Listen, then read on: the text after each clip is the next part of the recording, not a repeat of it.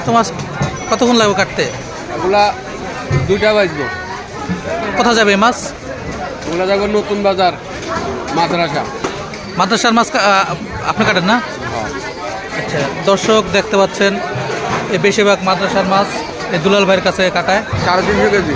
কারণ সবাই জানে যে দুলাল ভাই আসলে ন্যায্য দাম রাখে এবং কি মাদ্রাসার মাছ আসলে সর্বোচ্চ কমায় রাখার চেষ্টা করে। 7 টাকা কেজি দেয়। ঠিক আছে, অন্য অন্য জায়গায় আরও বেশি নেয়। ঠিক আছে, 12 টাকা নেয়, 15 টাকা নেয়, 10 টাকা নেয়। আর আমি নিজেও দেখছি যে সেদিনকে খুব কমে মাদ্রাসার মাছ কেটে দিছে। তো এই যে একটা বডি আছে, এই যে একটা বডি আছে, এই 2টা বডি দিয়ে কেটে দেবে। আরও অনেকেই আছে, তারা মিলে এই মাদ্রাসার মাছগুলো কেটে দেবে আর কি। এবং কি তার আচার ব্যবহার আর আপনার সবসময় মাদ্রাসা থেকে স্যাক্রিফাইস করে বিধায় মাদ্রাসা মাছগুলো এদিকে নিয়ে আসে। ঠিক আছে, এগুলো সবই মাদ্রাসায় যাবে। মাদ্রাসায় প্রতিদিন প্রায় 100 কেজির মতো মাছ লাগে না? ও, প্রতি সপ্তাহে 100 কেজির মতো মাছ লাগে।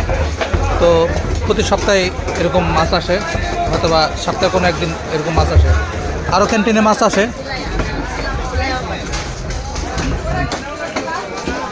এগুলো কাটতে কাটতে হয়তো বা 2টা আড়াইটা বাজবে। বাঁচতে আছে সাকিব।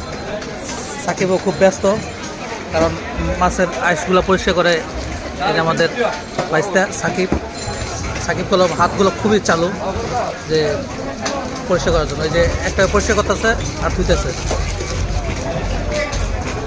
যে এত চালু যে দুলাল ভাই কাইটা থাকতে পারে না। সাকিব পরিষ্কার করে আলায়, একাই পরিষ্কার করে সাকিব। সাকিব কিছু বলো?